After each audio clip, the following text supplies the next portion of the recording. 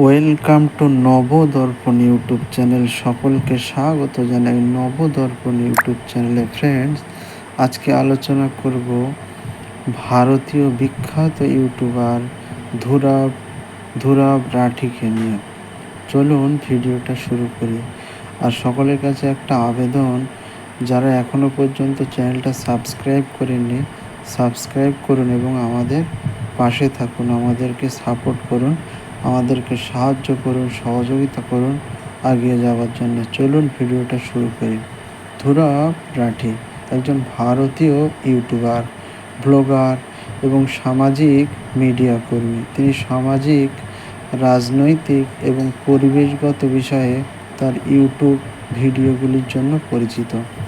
2024 সালে মার্চ পর্যন্ত সমস্ত চ্যানেলে তার প্রায় 25 মিলিয়ন সাবস্ক্রাইবার, 4 বিলিয়ন মোট ভিউ রয়েছে।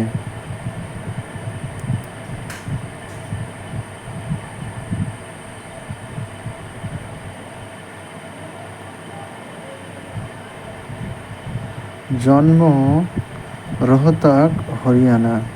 জাতীয়তা ভারতীয়। শিক্ষা কার্লসরুহে ইনস্টিটিউট অফ টেকনোলজি। পেশা ইউটিউবার, ব্লগার, সামাজিক কর্মী। পত্নী Julie, married 2021। Channel name Dhruv Rathee. অবস্থান বার্লিন, জার্মানি। কার্যকাল 2014। তার চ্যানেলের মোট সাবস্ক্রাইবার সংখ্যা 20 মিলিয়ন, অর্থাৎ 2 কোটিরও বেশি, এবং ভিউজ সংখ্যা 2.64 বিলিয়ন, অর্থাৎ 264 কোটিরও বেশি ভিউ। তিনি একাধারে পেয়েছেন silver play button, golden play button এবং ডায়মন্ড প্লে বাটন। আপনারা জানেন 1 কোটির বেশি সাবস্ক্রাইবার হলে ডায়মন্ড প্লে বাটন পাওয়া যায়। সে জায়গায় ধুরব রাঠি 2 কোটি ক্রস করেছে তার ইউটিউব সাবস্ক্রাইবার সংখ্যা। প্রাথমিক জীবন এবং শিক্ষা। ধুরব রাঠি ভারতের হরিয়ানা রাজ্যের একটি হিন্দু জাট পরিবারে জন্মগ্রহণ করেন। জার্মানিতে উচ্চশিক্ষা গ্রহণের আগে তিনি হরিয়ানায় প্রাথমিক শিক্ষা লাভ করেন। রাঠি কার্লসরুহে ইনস্টিটিউট অফ টেকনোলজি থেকে মেকানিক্যাল ইঞ্জিনিয়ারিংয়ে স্নাতক ডিগ্রি অর্জন করেন।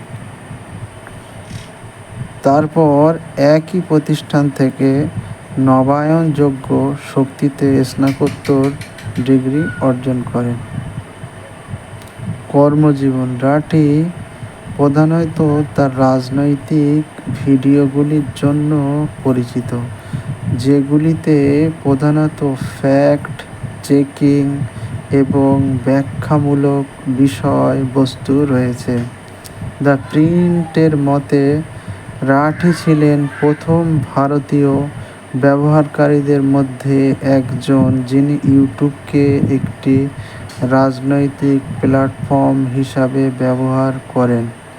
2013 সালে ভ্রমণের ভিডিও আপলোড করা শুরু করেছিলেন, কিন্তু 2013 সালের শেষের দিকে তিনি রাজনৈতিক ও সামাজিক বিষয়ের দিকে তার সম্ভাব্যতা পরিবর্তন করতে শুরু করেছিলেন।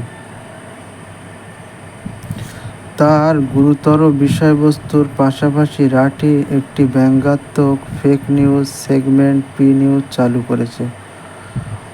অপরন্তু 2017 থেকে 2020 সালের প্রথম দিকে রাঠি দ্য প্রিন্টের জন্য মতামত কালাম লিখেছেন।